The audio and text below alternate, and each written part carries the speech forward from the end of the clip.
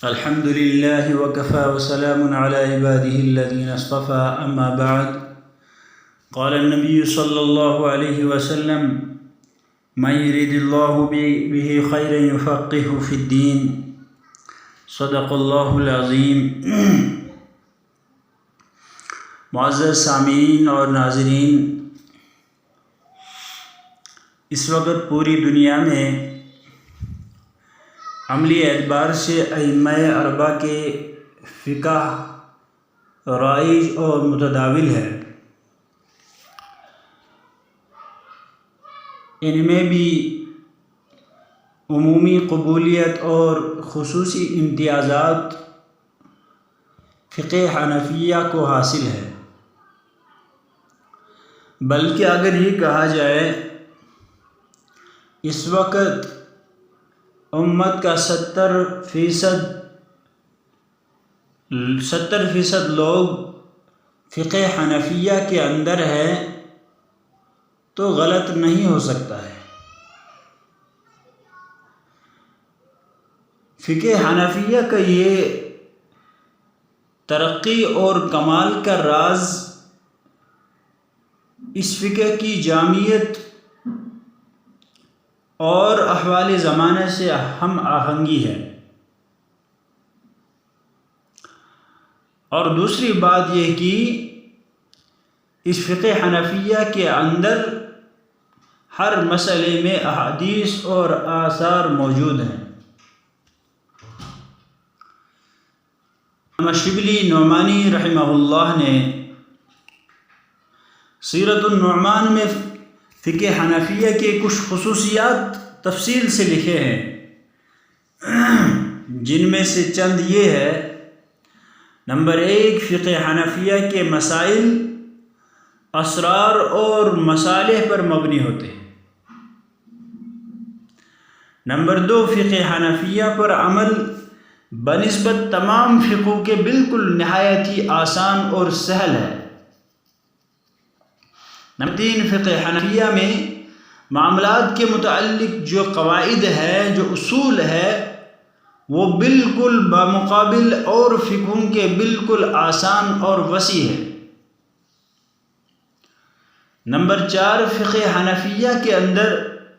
ذمیوں کے جو حقوق ہے ان کو اس حقوق میں بالکل آزادی اور فیاضی کا رویہ اختیار کیا ہے۔ ذمی وہ لوگ ہوتے ہیں جو مسلمان تو نہیں ہیں، لیکن مسلمانوں کی حکومت میں مسلمانی حکومت کے تمام قوانین کو تسلیم کر کے رہ رہے ہیں۔ ایسے لوگوں کو ذمی کہتے ہیں۔ فقہ حنفیہ نے ان کے جو اصول ہے، ان کے جو حقوق ہے، ان حقوق میں بھی بالکل آزادی دی ہے، جو بمقابل اور کسی فقہ میں نہیں ہے۔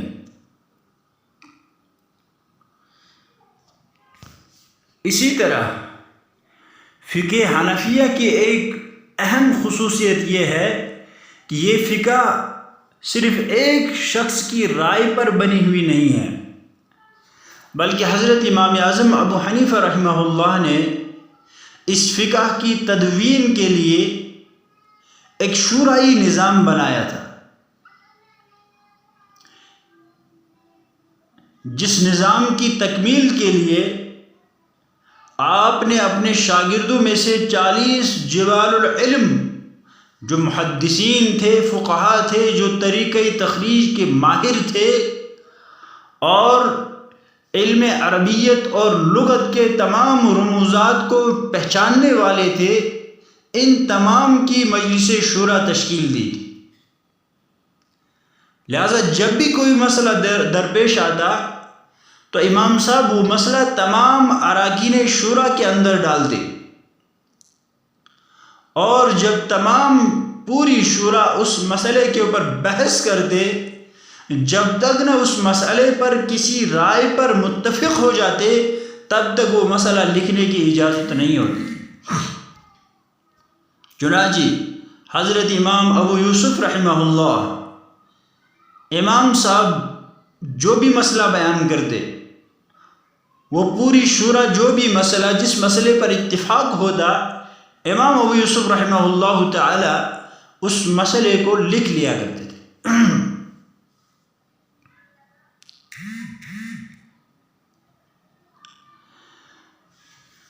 جب اس مجلس میں کوئی مسئلہ پیش آتا، علامہ قردری رحمہ اللہ فرماتے ہیں اذا وقعت لهم مسألة يديرونها حتى يضيعونها، کہ جب ان میں کوئی مسئلہ پیش آتا تو اس کو آپس میں خوب گردش کرتے تھے، اس کو اچھی طرح آپس میں اچھی طرح بحث کرتے تھے، جب تک نہ وہ روز روشن کی طرح واضح ہو جاتا تب تک اس مسئلے کو نہیں لکھایا کرتے تھے، تب تک اس مسئلے کو نہیں چھوڑتے تھے۔ اور حضرت امام اعظم ابو حنیفہ رحمہ اللہ تعالی اپنی کسی رائے کی تدوین کرنا، اس کو لکھانا الگ سے، یہ حضرت امام صاحب کو پسند نہیں تھا۔ جب تک نہ امام صاحب کی بولی ہوئی بات پر بحث کی جاتی، شورا میں وہ بات آ جاتی، تمام وہ فقہاء، وہ محدثین اور متقی پرہیزگار لوگ جو اس میں تھے، جب تک نہ امام صاحب کی اس رائے پر بحث کرتے، جب تک نہ سارے کے سارے متفق ہوتے، تب تک لکھنے کی اجازت نہیں ہوتی تھی۔ چنانچہ فرماتے تھے امام صاحب حضرت امام ابو یوسف رحمہ اللہ سے، فرماتے تھے کہ لا تکتب، فرماتے لا تکتب کل ما تستمع منی، لا تکتب کل ما تسمع منی فإنی قد ارى الرأي اليوم واتركه غدا وارى الرأي غدا واتركه في غدی۔ اب میرے ہر بولی ہوئی بات، ہر سنی ہوئی بات کو مت لکھو، اس لیے کہ میں تو ایک رائے آج کہتا ہوں، کل اس رائے کو توڑ کر دوسری رائے کرتا ہوں، اور کل اگر کوئی رائے کہے تو پرسوں میں دوسری رائے کہتا ہوں۔ لہٰذا جب کسی مسئلے کے اوپر بحث ہو جائے،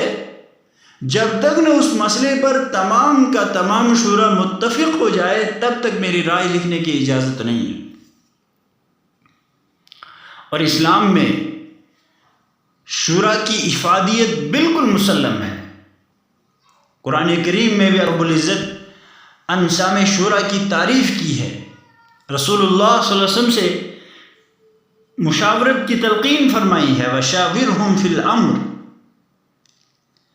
احادیث میں بھی شورا کی حکمتیں اور بڑی فضیلتیں مذکور ہوئی ہے۔ اسی لیے حضرات صحابہ کرام رضوان اللہ علیہم اجمعین شورائی نظام پر عمل پیرا تھے، شورائی نظام پر عمل پیرا تھے، اور آپ صلی اللہ علیہ وسلم کے اس دنیا سے پردہ فرمانے کے بعد سب سے پہلا مسئلہ جو آیا تھا وہ خلافت کا مسئلہ تھا۔ حضرات صحابہ کرام نے شورا ہی کے ذریعے سے وہ حل کیا تھا۔ حضرت ابوبکر صدیق اپنے زمانے خلافت میں شورا کے ذریعے سے ہی مسائل کا حل کیا کرتے تھے۔ امام بیہقی رحمہ اللہ نے السنن الکبریٰ میں میمون بن مہران کے حوالے سے ایک روایت نقل کی ہے، فرمایا کہ حضرت ابوبکر صدیق رضی اللہ تعالیٰ عنہ کے پاس جب کوئی مقدمہ آتا تو حضرت ابوبکر صدیق رضی اللہ تعالیٰ عنہ اس مقدمے کو کتاب و سنت کے ذریعے سے حل کرتے تھے۔ اگر ان کے ذہن میں کوئی حدیث نہ ہوتی، اس مقدمے کا حل نہ ہوتا، تو آپ صحابہ کے درمیان جاتے، صحابہ سے فرماتے تھے کہ میرے پاس ایک مقدمہ آیا ہے، کیا تم میں سے کسی نے رسول اللہ صلی اللہ علیہ وسلم سے اس مقدمے کے بارے میں کوئی بات سنی ہے؟ چنانچہ اگر صحابہ نے سنی ہوئی ہوتی تو صحابہ میں سے ایک فرد کھڑے ہو جاتا اور بیان کرتا کہ ہاں اس طرح یہ مسئلہ ہے، اور آپ وہی مسئلہ ان مقدمے والے کو سنا دیتے اور مقدمہ حل کرواتے۔ لیکن اگر صحابہ کو یہ بات معلوم نہ ہوتی، اگر صحابہ یہ فرماتے کہ نہیں ہمیں اس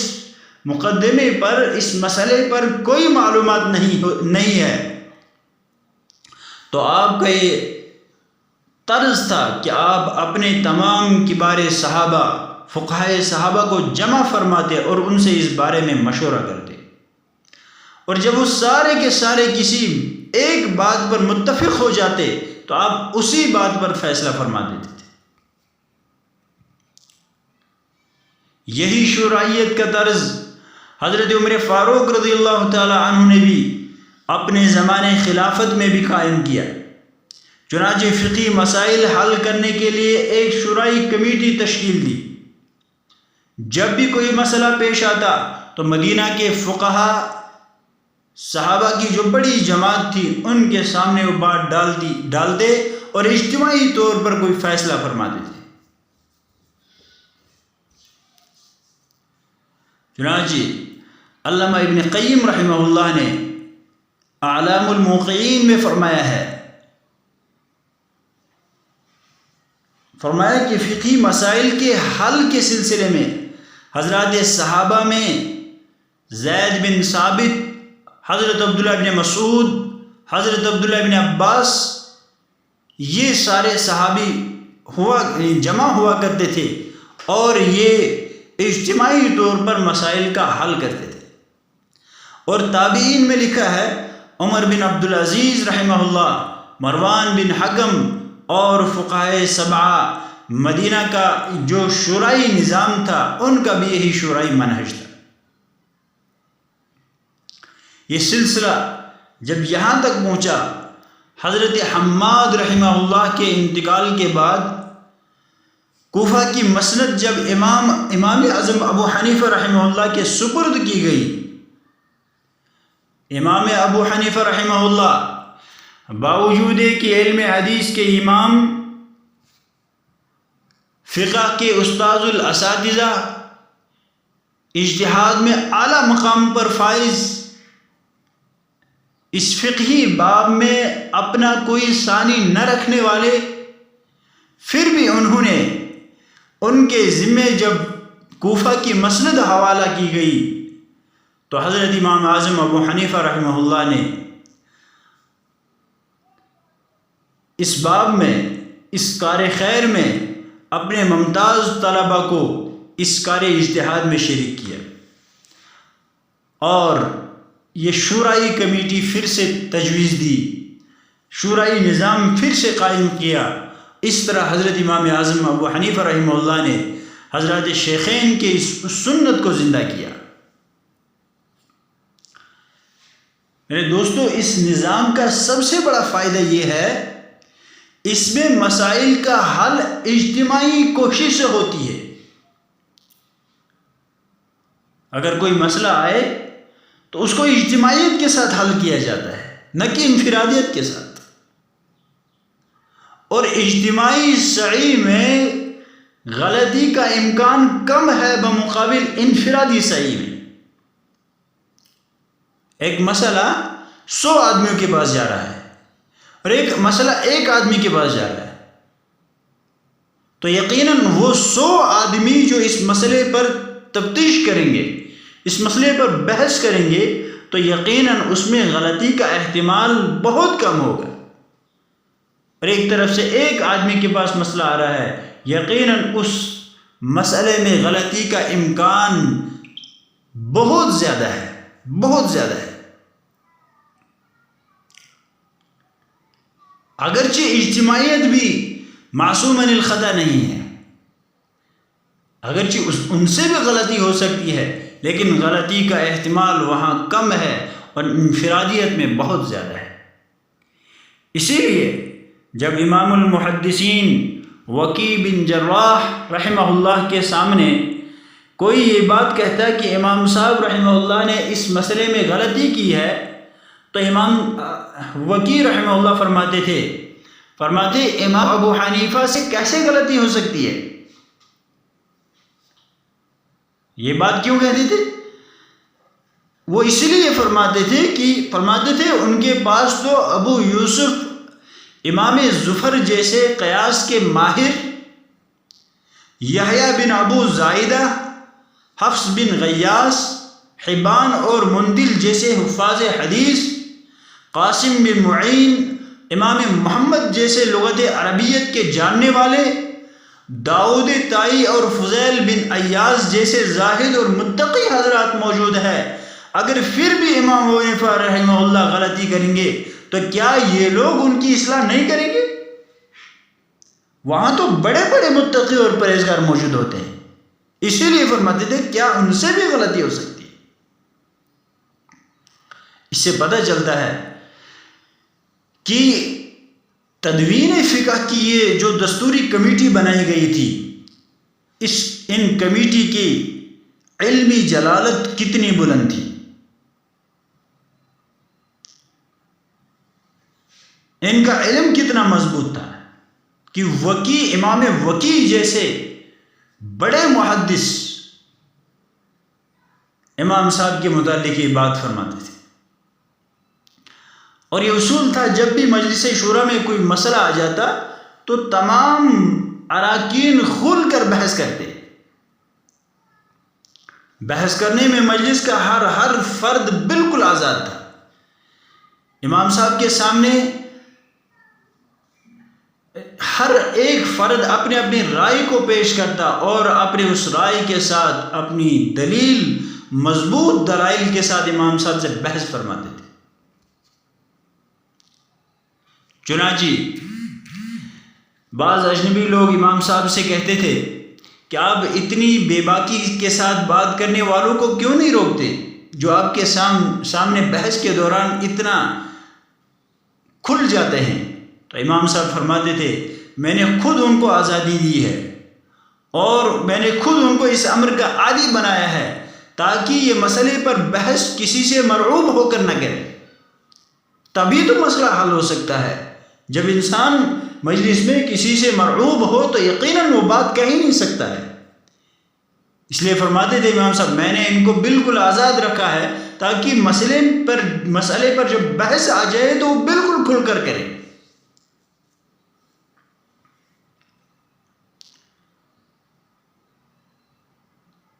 اسی لیے فرمایا ہے بعض اراکین جب ایک دوسرے کے ساتھ بحث کرتے تو امام صاحب رحمہ اللہ دونوں کے دلائل سن کر دونوں کے درمیان فیصلہ فرماتے تھے۔ حضرت علامہ گردری رحمہ اللہ فرماتے ہیں ایک مرتبہ امام ابو یوسف رحمہ اللہ امام صاحب کے دائیں جانب تھے اور امام ظفر رحمہ اللہ امام صاحب کے بائیں جانب بیٹھے تھے، دونوں میں کسی مسئلے پر بحث شروع ہو گئی۔ امام ابو یوسف کوئی دلیل پیش کرتے ہیں تو امام ظفر اس کی تردید، امام ظفر کوئی دلیل پیش کرتے ہیں تو امام ابو یوسف اس کی تضعیف کرتے تھے، حتیٰ کہ یہ بحث و مباحثہ کا وقت صبح سے ظہر تک چلتا رہا۔ بالآخر امام صاحب نے امام ظفر کے ران پر ہاتھ مار کر فرمایا ظفر ایسے شہر کی سرداری کی طمع نہ کر جس میں ابو یوسف رہتے ہیں، اور امام ابو یوسف کے حق میں فیصلہ فرما دیا۔ یہ مناقب کردری میں باضابطہ طور پر نقل ہے۔ اور دوسری خصوصیت اس فقہ حنفیت کی یہ ہے میرے دوستو، اس فقہ حنفیہ میں زیادہ تر وہ مسائل بیان فرمائے ہیں جو اس دور کے مسائل نہیں تھے، مستقبل میں آنے والے مسائل۔ ابو قتادہ رحمہ اللہ ایک مرتبہ کوفہ آئے، ایک دن باہر جب نکلے تو لوگوں کی بھیڑ جمع ہو گئی، انہوں نے قسم کھائی کہ جو شخص بھی حرام و حلال کا مسئلہ مجھ سے دریافت کرے گا میں اس کو بتاؤں گا۔ امام ابو حنیفہ رحمہ اللہ کھڑے ہو گئے اور فرمایا اے ابو الخطاب ابو قتادہ کی کنیت تھی، فرمایا اے ابو الخطاب آپ اس عورت کے متعلق کیا فرماتے ہیں جس کا شوہر چند سال سے غائب رہا، اس نے یہ یقین کر کے کہ میرے شوہر کا انتقال ہو گیا ہے دوسرا نکاح کیا، اس کے بعد پہلا شوہر بھی آ گیا، آپ اس کے مہر کے متعلق کیا فرماتے ہیں؟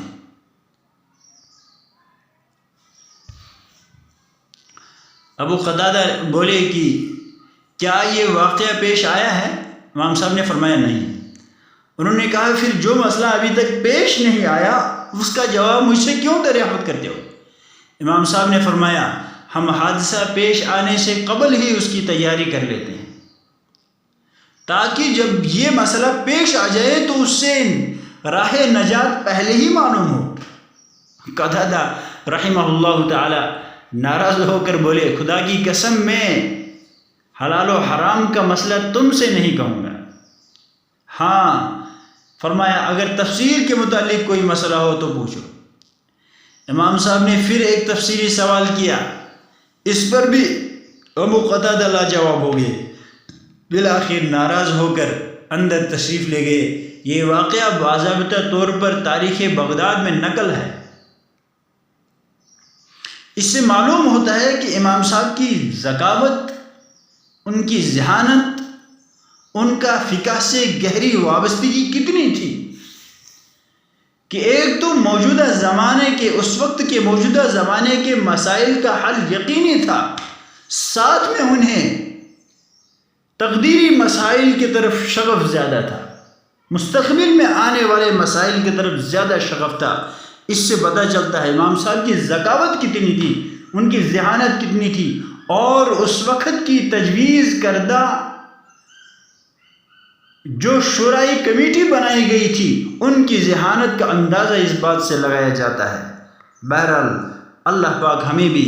اس فقہ کے ساتھ وابستگی رکھے، اللہ پاک ہمیں بھی دینی فہم اور سمجھ عطا فرمائے۔ وآخر دعوانا الحمد للہ رب العالمین۔